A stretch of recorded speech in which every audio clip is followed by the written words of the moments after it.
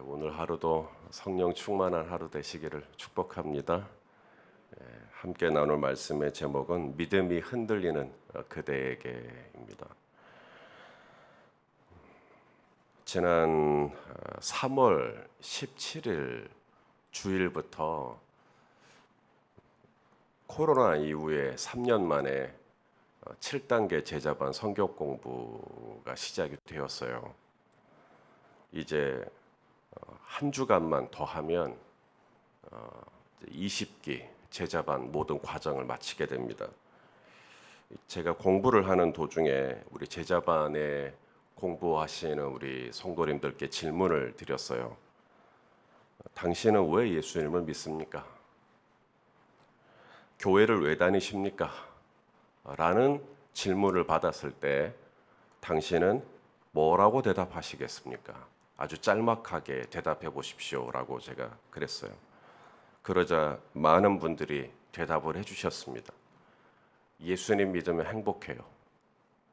예수님 믿으면 평안합니다. 예수님 믿으면 감사할 거리가 점점 많아집니다. 예수님을 믿으면 제가 좀 더 착해지는 것 같습니다. 예수님을 믿으니까 잠이 잘 옵니다. 예수님을 믿으니까 살맛이 납니다. 뭐 기타 등등. 여러분은 어떠세요? 여러분도 예수님 믿으니까 좋으세요? 아니면 안 좋으세요?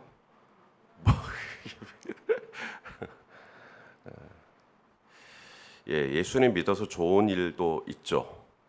하지만 예수님 믿어서 좋은 일만 있지는 않아요. 예수님 믿어도 비가 와요, 밖에처럼. 예수님 믿어도 골치 아픈 일이 생길 수가 있습니다. 예수님 믿는 것 때문에 이익을 보는 게 아니라 오히려 손해를 봐야 될 때도 있어요. 예수님 믿는 것 때문에 예수님 안 믿었으면 듣지 않아도 될 이야기를 듣기도 합니다. 예수님 믿는 것 때문에 건강을 하기도 하지만 오히려 건강을 해치기도 해요. 예수님 믿는 것 때문에 오히려 복잡해지는 일들을 겪기도 합니다. 상처를 받기도 하고요. 제 아들이 종종 자기 친구들하고 축구를 하고 집에 돌아옵니다. 학교에서 자율학습까지 끝나고 나면 밤 10시인데 10시에 친구들하고 축구를 하겠다는 거예요. 그러면 자정이 다 돼서 땀으로 범벅이 돼서 들어와요. 그럼 제가 묻죠. 축구가 그리 좋냐? 그러면 제 아들이 말합니다. 아빠, 축구를 하니까 더 건강해져요. 축구를 하니까 다이어트가 돼요. 축구를 하니까 친구들하고 사이가 좋아져요. 축구를 하니까 스트레스가 풀려요. 틀린 말 하나도 없죠. 하지만 그게 전부는 아니잖아요. 축구를 하다가 제 아들이 발목이 부러져서 오기도 하죠. 축구를 하다가 친구랑 사이가 좋아지는 게 아니라 오히려 틀어져서 오기도 하죠. 축구를 하다가 스트레스가 풀려야 되는데 오히려 스트레스를 받을 수도 있죠. 저 친구는 저렇게 잘 차는데 왜 나는 못 차지? 뭐 기타 등등. 신앙생활도 항상 이런 양면성이 있는 것 같아요. 항상 좋은 것도 아니고 항상 나쁜 것도 아니고 낮이 있으면 밤이 있고 더운 여름이 있으면 추운 겨울이 있고 물은 물인데 온수가 있으면 냉수가 있듯이 양면성이 다 있는 것 같습니다. 우리가 신앙생활을 하고 처음에 제가 제자반에서 언급했던 그런 좋은 일들만 우리에게 있겠다라고 한다면 지나간 2000년의 역사 속에서 교회는 그야말로 북새통을 이루었을 겁니다. 좋은 일밖에 없으니까요. 하지만 아시는 대로 교회가 늘 평안했던 건 아니잖아요. 역사 속에서 사라질 뻔한 위기들이 얼마나 많았습니까? 오히려 교회는 말할 수 없는 고난과 박해를 견디어냈죠. 오늘 본문에서도 히브리서 기자가 초대교회 성도들이 겪었던 어려움을 소개합니다. 비방과 환난으로서 사람에게 구경거리가 되고, 우리 한번 32절과 33절 말씀을 한번 같이 읽겠습니다. 오늘 본문 32절 33절 시작. 전날에 너희가 빛을 받은 후에 고난의 큰 싸움을 견디어낸 것을 생각하라.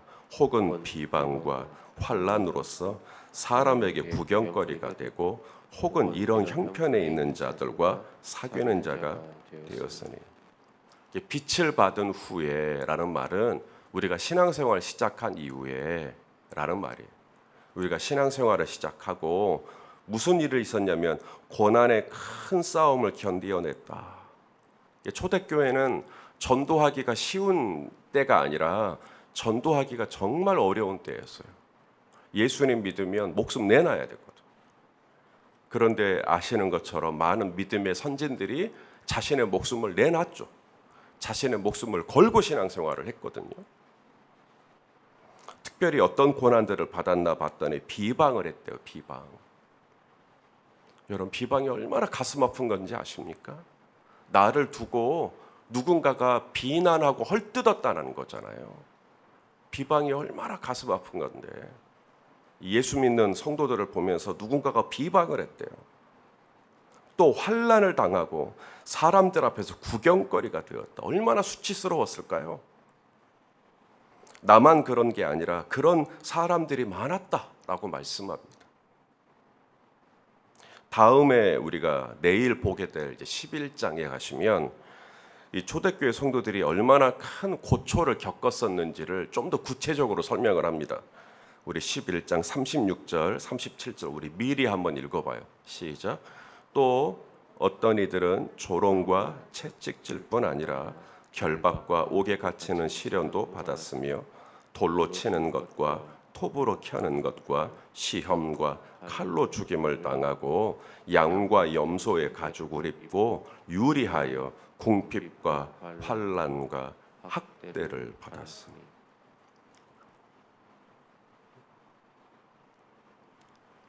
여러분, 이런 상황에서 예수 그리스도를 믿는 믿음을 갖는다라는 게, 유지한다라는 게 이게 보통 일이겠는가 하는 거예요. 우리 요즘에는 이런 고난 없어요. 이런 박해 없어요. 그래도 믿음이 흔들릴 때가 있는데 하물며 이런 박해와 고난과 채찍질과 결박과 옥에 갇히는 것과 이런 일들이 있다고 한다면 내 믿음이 그럼에도 불구하고 흔들리지 않고 견고할 수 있다고 자신할 수 있는 사람이 얼마나 되겠어요? 그러므로 오늘 히브리서 기자는 우리의 이 신앙생활의 여정 속에 닥쳐올 수 있는 고난과 어려움 때문에 믿음이 지금 막 엄청 흔들린단 말이에요. 믿음이 흔들리는 초대교회 성도들에게 권면의 말씀을 지금 주고 있는 겁니다. 오늘 무슨 권면의 말씀을 주시나 두 가지인데요. 첫째는 경각심을 주십니다. 경각심. 우리가 믿음이 흔들리고 정말로 믿음을 저버리게 되면 우리는 무서운 심판과 형벌을 받게 된다는 이야기를 해요. 우리가 의사 선생님들을 보면 최악의 경우를 이야기를 하죠. 항상 최악의 경우를 이야기를 해요. 사실 제 성향하고는 좀 맞지 않는 말씀이기도 합니다. 저는 소심해가지고 흔들리는 성도님들에게 경각심을 일으켜주기가 참 쉽지 않은 성품이에요. 저는. 근데 히브리서 기자가 맞아요. 히브리서 기자처럼 하는 게 옳습니다. 히브리서 기자는 참된 설교자요, 참된 하나님의 대언자라고 할 수가 있습니다. 사람들 눈치 안 보는 거죠. 믿음이 흔들리는 초대교회 성도들에게 말하자면 뒤통수로 한 대 꽝 치는 겁니다. 당신 그렇게 계속 믿음 흔들리면 큰일 난다. 당신 심판받는다. 형벌받는다. 막 이렇게 얘기를 합니다. 그러니 정신이 바짝 들겠죠. 자, 오늘 본문 28절, 29절 말씀인데요. 자, 28절, 29절 읽어보겠습니다. 시작. 모세 법을 폐한 자도 두세 증인으로 말미암아 불쌍히 여김을 받지 못하고 죽었거든. 하물며 하나님의 아들을 짓밟고 자기를 거룩하게 한 언약의 피를 부정한 것으로 여기고 은혜의 성령을 욕되게 하는 자가 당연히 받을 형벌은 얼마나 더 무겁겠느냐 너희는 생각하라.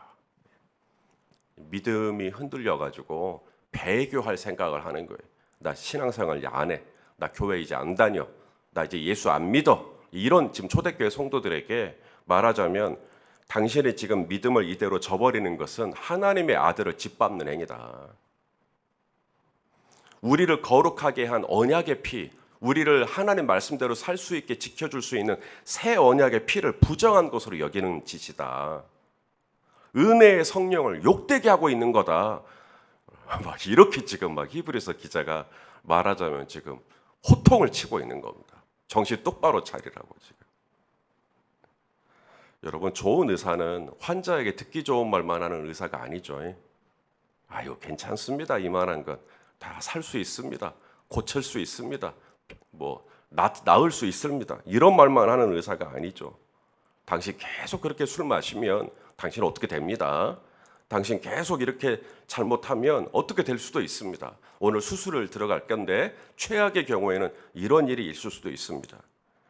환자가 듣기에 거북한 말일지라도 할 말은 해주는 것이 옳은 것처럼 오늘 히브리서 기자도 믿음이 막 흔들리고 지금 고난과 박해 때문에 나 이제 신앙생활 못하겠다고 쩔쩔매는 성도들에게 있는 그대로 그 마지막 경우, 아주 안 좋은 경우를 지금 설명하고 있는 거예요. 하지만 이 말만 하고 끊으면 야고보 히브리서 기자가 조금 너무한 거죠. 그래서 히브리서 기자는 권면을 두 가지로 하는데, 첫째는 심판과 형벌에 대한 말씀을 가져서 우리로 하여금 경각심을 일으켜주는 거고, 두 번째가 권면입니다. 격려예요, 격려. 두 번째가 믿음 생활 잘하고 있다고. 자, 오늘 우리가 이 믿음 생활을 끝까지 견고하게 지키고 신앙 생활을 끝까지 잘 감당하면 그 끝에서 뭐가 기다리고 있느냐? 오늘 히브리서 기자는 큰 상이 기다리고 있다고 그렇게 격려해줘요. 오늘 보면 35절과 36절 말씀도 읽겠습니다. 시작. 그러므로 너희 담대함을 버리지 말라. 이것이 큰 상을 얻게 하느니라. 우리가 이 땅에서 믿음 생활 잘 감당하잖아요. 주님 나라 가시는 그날까지 우리가 이 땅에서 신앙 생활 잘 감당하면, 그래서 마지막 날 우리 다 주님 앞에 서게 될 것인데 주님이 우리에게 상을 주신다. 상을 주신다. 이게 히브리서 기자가 처음 한 얘기가 아니라 예수님이 하신 얘기예요. 상이 있을 거라고.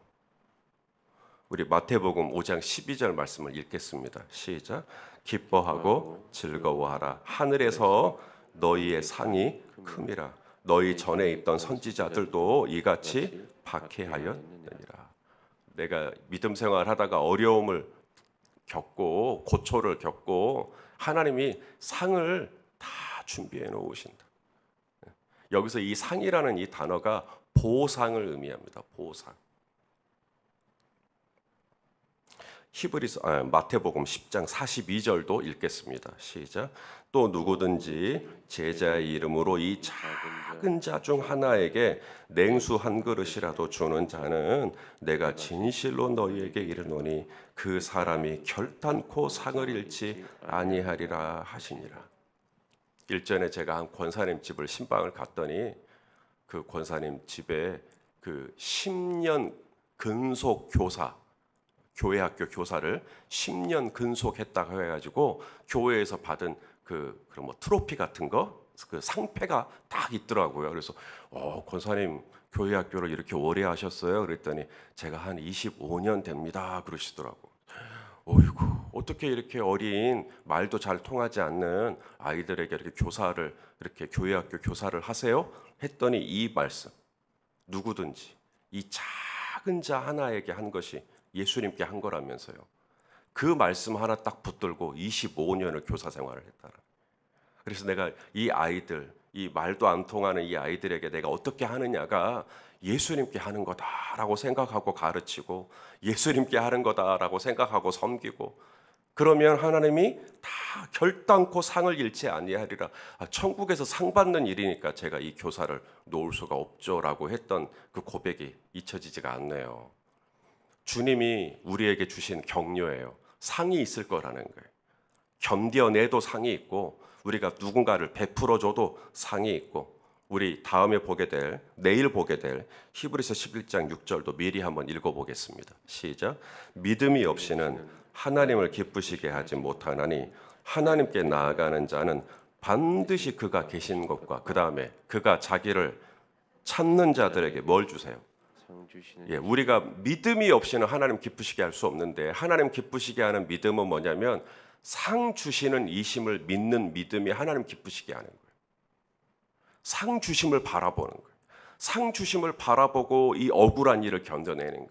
상 주심을 바라보고 비방을 참는 거예요. 상 주심을 바라보고 내가 이 환난을, 이 부끄러움을 내가 견뎌내는 거예요. 상 주심. 다가오는 미래가 있다라는 거예요. 하나는 형벌과 심판의 미래가 있고, 부끄러움과 수치, 슬피 울며 이를 가는 미래가 있어요. 한쪽은. 또 다른 한쪽은 상을 받는 미래가 있어요. 보상을 받는 미래가 있다 이 말입니다. 어떤 미래를 원하십니까?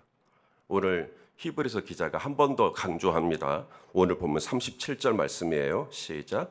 잠시 잠깐 후면 오실 이가 오시리니 지체하지 아니하시리라. 정확하게 언제 온다는 말씀을 하지 않아요. 그걸 우리 중에 아는 사람 아무도 없죠. 언제 오실지 아는 사람.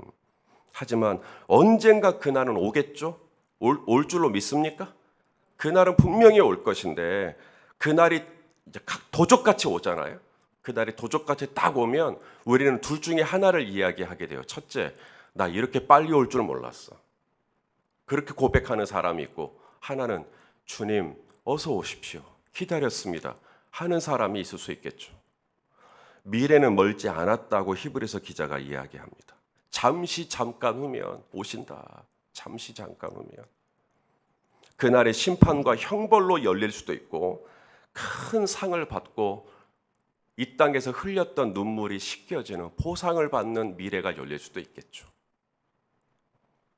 하나님께서 반드시 이 땅에서 내가 받았던 이 비방과 환난과 부끄러움과 억울함 다 헤아려 주시고, 저 하나님 앞에 섰을 때 헤아릴 수 없는, 말할 수 없는 신령한 보상으로 우리 성도님들에게 다 갚음이 있을 것을 믿으실 수 있기를 바랍니다.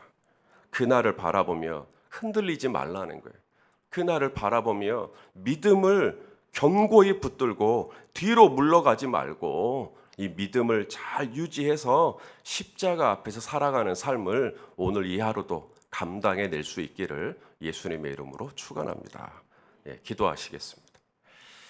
사랑하는 하나님, 우리에게 이런 고난이 없어도 흔들리는데 또 고난과 박해가 있으면 얼마나 흔들렸을까요? 주님, 내 힘으로는 이 믿음을 유지하려야 할 수가 없사오니 오늘도 성령 하나님 우리를 붙들어 주셔서 이 믿음의 길, 신앙의 길을 잘 걸어갈 수 있도록, 이 좁디 좁은 생명의 길을 끝까지 완주할 수 있도록 하나님 흔들릴 때마다 우리를 붙들어 주시옵소서. 예수님의 이름으로 기도하옵나이다. 아멘.